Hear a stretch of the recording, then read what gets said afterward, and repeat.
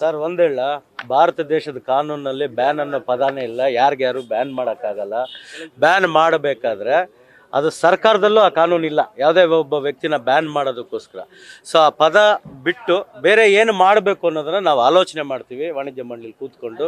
First ಅಧ್ಯಕ್ಷರು ಹೇಳಿದಾಗೆ ಇವತ್ತು FIR ಆಗಿದೆ, ಚಾರ್ಜ್ ಶೀಟ್ ಫೈಲ್ ಮಾಡಲಿ.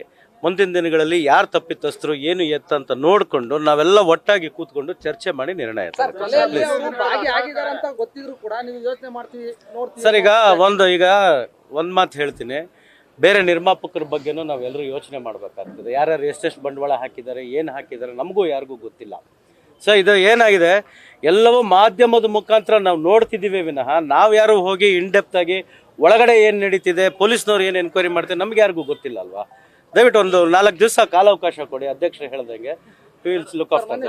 ಚಿನ್ನಸ್ವಾಮಿ ಅವರು ಸ್ಟೇಷನ್ಗೆ ವಿಸಿಟ್ ಮಾಡಿದ್ರು. ಯಾರು? ಚಿನ್ನೇಗೌಡರು? ಇಲ್ಲ, ಅವರು ನೋಡ್ಕೊಂಡು ಹೋಗ್ಬಿಟ್ರು. ಚಿನ್ನೇಗೌಡ್ರನ್ನ ಒಳಗಡೆ ಬಿಟ್ಟಿಲ್ಲ ಸರ್. ಒಳಗಡೆ 100% ಇವಾಗ ಅದಕ್ಕೆ ಬಂದು ಇಲ್ಲಿ ಕ್ಷಮಾಪಣೆ ಕೇಳಿದೀವಲ್ಲ ಸರ್. ಮನೆಯವ್ರನ್ನ ನಾವೇ ಎಲ್ಲರೂ ಕ್ಷಮಾಪಣೆ ಕೇಳಿದೀವಲ್ಲ ಸರ್. ಇಡೀ ನಮ್ಮ ವಾಣಿಜ್ಯ ಮಂಡಳಿ ಪೂರ್ತಿ ಬಂದಿದೆ, ಕ್ಷಮಾಪಣೆ ಕೇಳ್ತಿದ್ದೀವಿ. ಮತ್ತೊಮ್ಮೆ ಮಾಧ್ಯಮದ ಮುಖಾಂತರ ಇದು ನಡೆದಿರೋ ಅತ್ಯಾಚಾರಕ್ಕೆ ದಯವಿಟ್ಟು ಕ್ಷಮಿಸಿ ಅಂತ ನಾನು ಕೈ ಮುಗಿದು ಕೇಳ್ಕೊಳ್ತಾ ಇದ್ದೀನಿ ಸರ್.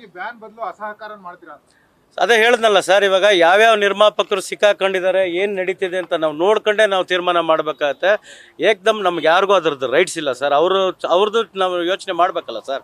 ಈಗ ಹೆಂಗೋ ಒಂದು ಚಿತ್ರ ನಡೀತಿದೆ, 3-4 ಜನ ಅಡ್ವಾನ್ಸ್ಗಳು ಕೊಟ್ಟಿದ್ದಾರೆ, ಅವ್ರುಗಳ್ನ ನಾವು ಕರೆಸಿ ಮಾತಾಡ್ಬೇಕಲ್ವ ಸರ್.